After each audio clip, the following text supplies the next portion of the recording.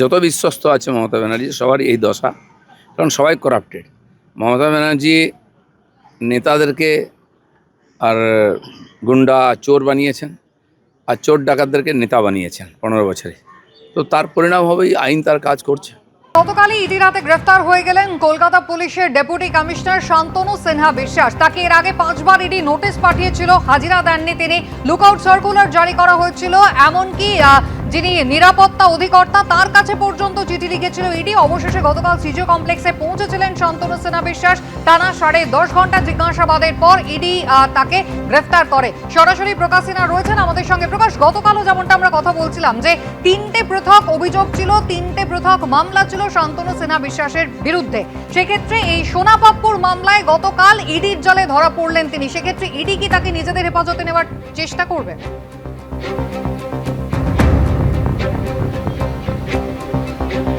দেখো, তোমাকে প্রথমেই বলে দিই, আর কিছুক্ষণের মধ্যেই শান্তনু সিনহা বিশ্বাসকে 9টা থেকে 9:30টার মধ্যে সিজিও কমপ্লেক্স থেকে বার করা হবে। বার করে প্রথমে তার মেডিকেল টেস্ট করানো হবে এবং সরাসরি তাকে ব্যাংশাল কোর্টের ইডি স্পেশাল কোর্টে নিয়ে যাওয়া হবে এবং সকাল 11টা থেকে 11:30 বা 12টার মধ্যে এই মামলার শুনানি হবে। ইডির তরফে শান্তনু সিনহা বিশ্বাসকে নিজেদের কাস্টাডিতে নেওয়ার আবেদন জানানো হবে, এমনই খবর আমরা ইডি সূত্র মারফত জানতে পারছি। গ্রাউন্ড অফ অ্যারেস্ট, কেন তাকে গ্রেপ্তার করা হলো, একটি বিস্তারিত রিপোর্ট আজকে ইডি তরফে পেশ করা হবে। ল্যান্ড গ্র্যাবিং, তুমি জানো জয়েশ কামদার তাকে গ্রেফতার করা হয়েছিল। তার কাছ থেকে একাধিক তথ্য পাওয়া যায়, তার মোবাইল ফোন থেকে হোয়াটসঅ্যাপে চ্যাট হিস্ট্রি, তার বাড়ি থেকে একটি ডায়েরি পাওয়া যায়, সেখানে শান্তনু সিনহা বিশ্বাসের নাম।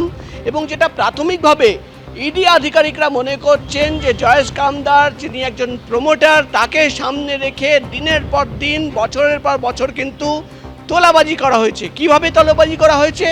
একাধিক ব্যক্তিদের যাদের জমি থাকতো, খালি জমি, বেসিক্যালি বয়স্ক ব্যক্তিদের, সিনিয়র সিটিজেনদের টার্গেট করা হতো, তাদের নামে একটা ফলস কেস করা হতো, এফআইআর করা হতো এবং শান্তনু সিনহা বিশ্বাস প্রভাব খাটিয়ে সেই থানার অফিসার ইনচার্জদের বলতেন যে তাকে থানায় ডেকে চাপ সৃষ্টি করতে হবে এবং দিনের পর দিন সেই ব্যক্তি যার জমি ছিল তাকে থানায় ডেকে চাপ সৃষ্টি করা হতো, প্রেশার ক্রিয়েট করে চমকানো, ধমকানো এবং তারপর সেই ল্যান্ড গ্র্যাব করে নেওয়া হতো, অর্থাৎ তাকে বাধ্য করা হতো যে সেই জমি সে জয়েশ কামদারকে দিয়ে দেবে এবং এভাবেই কিন্তু তোলাবাজি করা হতো।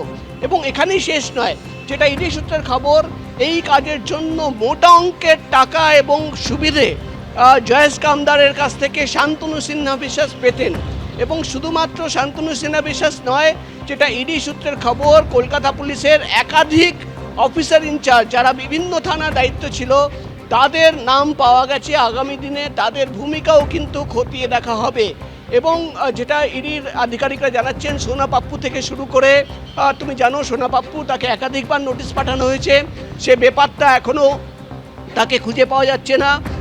যেটা ইডির তরফে দাবি করা হচ্ছে যে এই সিন্ডিকেট, এই সোনা পাপ্পু, তাকে কেন গ্রেফতার করা হলো না? কারণ এটাই যে প্রভাব খাটানো হয়েছিল, দিনের পর দিন খাতায় কলমে সোনা পাপ্পু ওয়ান্টেড, কিন্তু সে ফেসবুক লাইভ করছে, সে থানার পাশে গিয়ে বসে আড্ডা মারছে, কিন্তু তাকে গ্রেফতার করা হচ্ছে না শুধুমাত্র এই প্রভাবের জন্য। অর্থাৎ এই যে গোটা সিন্ডিকেট, যারা ল্যান্ড গ্র্যাব করত, যারা ফলস এফআইআর করে থানায় ডেকে চমকানো, ধমকানো, প্রেশার ক্রিয়েট করা, এই গোটা সিন্ডিকেটের যে মাথায়, অর্থাৎ তাদের প্রোটেকশন দেওয়া হতো এই শান্তনু সিনহা বিশ্বাসের তরফে। শুধু এখানেই শেষ নয়, যেটা ইডি সূত্রের খবর, ইতিমধ্যেই এই পরিবারের, শান্তনু সিনহা বিশ্বাস এবং তাদের পরিবারের কোথায় কি সম্পত্তি রয়েছে সেটাও কিন্তু একটা তালিকায় তৈরি করা হচ্ছে। লিগ্যাল সম্পত্তি, বেনামি প্রপার্টি কোথায় রয়েছে সেটাও দেখা হচ্ছে। এবং যেটা প্রাথমিকভাবে ইডি আধিকারিকরা মনে করছেন যে আয় থেকে অনেক বেশি সম্পত্তি রয়েছে, অর্থাৎ তাদের সোর্স অফ ইনকাম কী ছিল, কোথায় থেকে টাকা আসলো, প্রত্যেকটা প্রশ্নের উত্তর কিন্তু খোঁজা হবে। এবং তাই জন্য আজকে শান্তনু সিনহা বিশ্বাসকে নিজেদের কাস্টাডিতে নেওয়ার আবেদন জানানো হবে। এবার দেখার বিষয় হবে, যখন এই মামলার শুনানি শুরু হয় তখন ইডির তরফে কি রিপোর্ট পেশ করা হয় এবং ইডির আইনজীবী আজকে কোর্টে দাঁড়িয়ে আর কি চাঞ্চল্যকর বা বিস্ফোরক তথ্য পেশ করেন। প্রকাশ, ধন্যবাদ।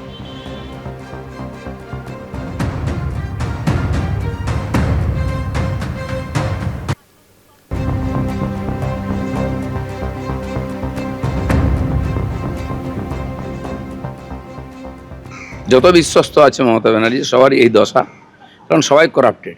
মমতা ব্যানার্জি নেতাদেরকে আর গুন্ডা চোর বানিয়েছেন, আর চোর ডাকাতদেরকে নেতা বানিয়েছেন 15 বছরে। তো তার পরিণাম হবেই আইন তার কাজ করছে। যারা দুর্নীতি করবে ছাড় পাবে না, এটা মোদী সরকার। এখানে কেউ বিজেপির ঝান্ডা ধরলেও ছাড় পাবেন না, আর কেউ যদি মনে করে থাকেন যে পালিয়ে বেড়াবেন আর 15 বছর আপনারা শাসন করেছেন তাই আপনাদের এক্স মুখ্যমন্ত্রী বাঁচিয়ে দেবেন, কেউ বাঁচতে পারবেন না। এটা মোদিজির সরকার, জিরো টলারেন্স টু করাপশন। ইডির হাতে গ্রেপ্তার কলকাতা পুলিশের ডিসি। একাধিক মামলায় অভিযুক্ত কলকাতা পুলিশের ডিসি শান্তনু সিনহা বিশ্বাসকে গ্রেপ্তার করল এনফোর্সমেন্ট ডিরেক্টরেট। এর আগে 5 বার ইডি নোটিশ পাঠালেও নানা কারণ দেখিয়ে হাজিরা এড়াচ্ছিলেন মমতা বন্দ্যোপাধ্যায়ের ঘনিষ্ঠ বলে পরিচিত এই পুলিশ কর্তা। এরপরেই নানা দিক থেকে তাকে ঘিরতে শুরু করে এনফোর্সমেন্ট ডিরেক্টরেট। প্রথমে তার বিরুদ্ধে লুকআউট সার্কুলার জারি করা হয়।